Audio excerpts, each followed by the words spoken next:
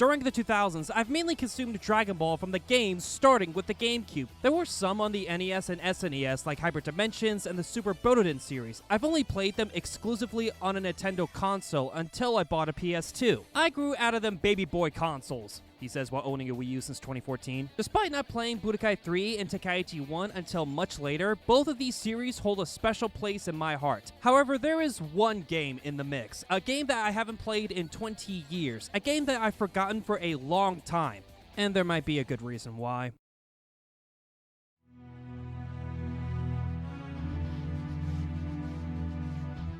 Dragon Ball Z Sagas was released on March 22nd, 2005. Here are a few fun facts about it. It was released exclusively in North America, it was the first game to be developed by a non-Japanese studio, and it was the first and only Dragon Ball game to be released on the original Xbox. I do have an Xbox copy, but when I put it in my 360, that shit ain't working. So I'll be using my Wii to play the GameCube version, which is how I originally played it.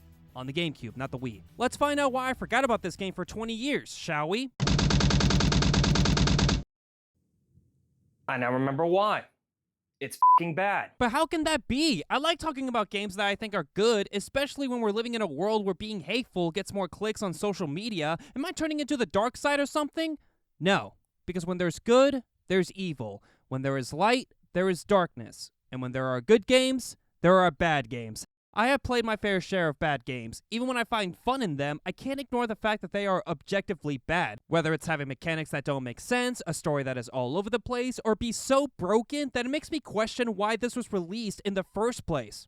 I just realized I've only shown Sonic games. Trust me, it's not the only series to have bad games. So now why do I think this Dragon Ball game is a bad one? Well, let's get into what it actually is. Dragon Ball Z Sagas is a beat-em-up game where you go into an area and you play a character from the series and beat up some NPCs. These shitless beings are here to annoy you in every step of the way. That's okay because you have some moves to take them down. For the GameCube, press B to punch, Y to kick, X to fire Ki Blast, and A to jump. There are other moves like if you press A while in the air, you'll be able to fly, L to lock onto an enemy, R to block, and R then A to charge Ki. You can repeatedly press either B or Y or a combination of both to perform a combo or blast enemies with Ki, especially if they're at a higher ground. While roaming through these worlds, you can acquire capsules and coins scattered all over. Capsules have red and yellow variants. If you pick up 10 red capsules, your health bar will increase. If you pick up 10 yellow capsules, your Ki bar will increase. C coins can be used for upgrades like more combos, more moves like roundhouse kicking and uppercut followed by a slam, can fly faster, and be able to track collectibles and enemies. The first upgrade you unlock is a special attack by holding X. This will destroy large objects that would otherwise be difficult with a regular Ki Blast. Some of them can have collectibles hidden, so it's important to check every corner for them. Some are in the air, so find a higher ground to then fly over to acquire them. There are also senzu beans that revive you if your health reaches 0. Thing is, you can only carry 3 beans at a time, just in case you lose to these bitch-ass bosses. Speaking of bosses, you fight one representing a villain from the show at the end of each level. They are tougher than a regular enemy because they have a bigger health bar. They do have unique actions, but you can cheese them so hard if you know what you're doing. For example, Vegeta can launch multiple Ki explosions, so make sure you keep moving on the ground or in the air to dodge them. Ginyu goes underground and attacks you from underneath. This is so stupid as you can move a couple steps and then launch a combo or super attack repeatedly. Some moves track you, like with Frieza's blast, so all you could do is dodge, hit them before they strike, or just tank them since you can revive yourself. They do get harder as you progress, but when you unlock transformation by performing moves to gain more bar and having a full Ki bar, you take them down so easily. It does deplete over time, so keep attacking to stay transformed longer. Each area is usually the same. Get to the end to fight the boss while defeating enemies and destroying objects blocking your path. Some of them have different objectives, like finding the 7 magic Dragon Balls, escorting and protecting Dende from enemies, defending the Capsule Corp buildings from these robotic androids, performing combos to earn stars, and having all the Cell Juniors defeated at the same time. It's nice to have unique objectives rather than just keep fighting until you clear the area. This is what the game is all about. You play a character traversing through an area, taking down enemies, collecting coins and capsules for upgrades, fighting the boss at the end, and moving on to the next. It's one of the simplest Dragon Ball games I've ever played. There's nothing wrong with that, but you can cheese the hell out of everyone by spamming the same moves and collecting everything in like 5 hours. I did play it on normal, so I had an easier time. I like to enjoy games, not rage quit every fucking minute. Now that I've explained what the game is, let's see how it tells the story. When you first begin playing, it plays this unique style opening that retells the events of Dragon Ball, and I mean the OG Dragon Ball. I never knew that the story actually started here. It doesn't show all of it, but it's good enough for people who haven't watched the original, and then it gets to showing previews of the sagas you'll participate in. The animation doesn't have that Dragon Ball look, but I think it's good to have a style to stand out. Does this mean we'll be getting something similar for the upcoming sagas?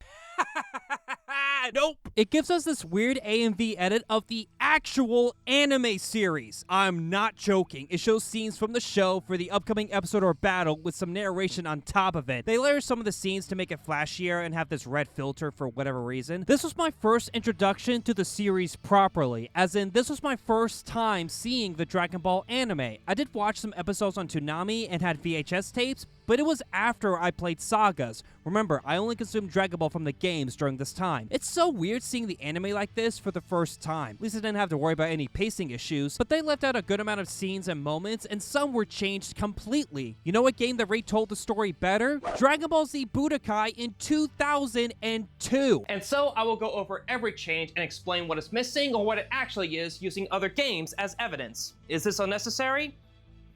Yes, but I'm doing it anyway. Everything with Raditz and Nappa is exactly from the show, with Goku defeating Nappa and then getting killed by Vegeta. Although they don't say kill or hell, as this was a time when Funimation didn't want to get in trouble with the helicopter moms, even though they are showing actual death. They use dispose or have the villains say they'll send them to the next dimension. Shadow the Hedgehog released that same year, and they fucking use those words. After Goku and Vegeta fight, they left out the scene where Vegeta transformed into a great ape by creating an artificial moon. We don't see him in this form trying to crush Goku until Yajirobe cuts off his tail. In Sagas, Goku fires the Spirit Bomb when it was Krillin who got it from Goku, fired it at Vegeta only for him to dodge, but then Gohan pushed it back to land the finishing blow. They also left out Krillin finishing off Vegeta once and for all before Goku stops him so that he can fight him again one day. At least that's better than just letting him leave. We get to Namek and Frieza calls for the Ginyu Force to find the Dragon Balls. After fighting Raccoon, Goku arrives and beats him in one blow instead of an actual fight that previous and future games always have done. Wow, Saga's got something right. From then on, everything is accurate except they left out Frieza cutting himself with his own move and the You Fool scene. However, you get to fight a boss on planet Yargrad with Goku. This is a game original battle, and I thought it was neat. Afterwards, we see Frieza arrive on Earth as a cyborg. Trunks appears to take him and his father out. It then cuts to Trunks' dismal future, which was my first experience seeing the history of Trunks, how Gohan trained him and how dangerous 17 and 18 were. One change they made is that they want to show the second fight having Gohan and Trunks team up, but Gohan knocks his student unconscious and fights them alone, which is how Trunks became a Super Saiyan with the loss of his mentor. But Sagas didn't show that either, leaving us to question how he became one. I believe they did this to have co-op make sense. Oh, yeah, you can play with 2 players. During the Trunks section, you exclusively play as him, and you only play Gohan if you have a second player. Why they didn't have it the other way around is beyond me. I will praise them for one thing. You might have noticed that Gohan lost his arm after his first fight with the androids. Sagas went the extra mile and had him with one arm in the actual game. Mind you, the other games have future Gohan with both arms. That's because most games that are made in Japan have censorship laws that don't allow dismemberment and missing limbs in video games for rating purposes. This was the only Dragon Ball game to have one-armed Gohan until Legends released him in January of 2021,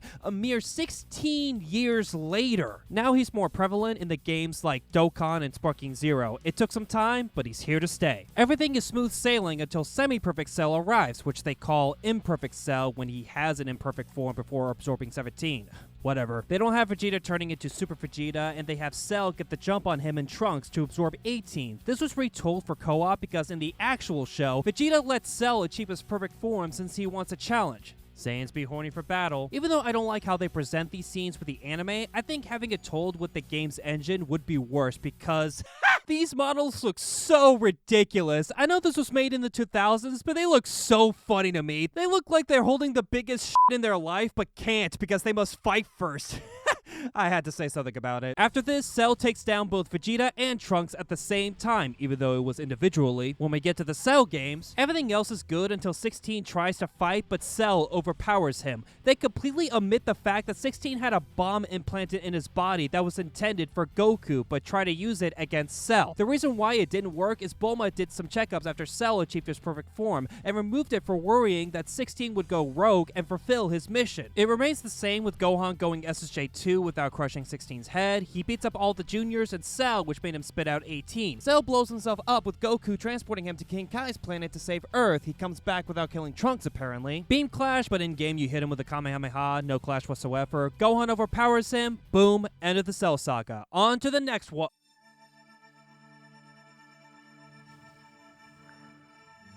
That's it?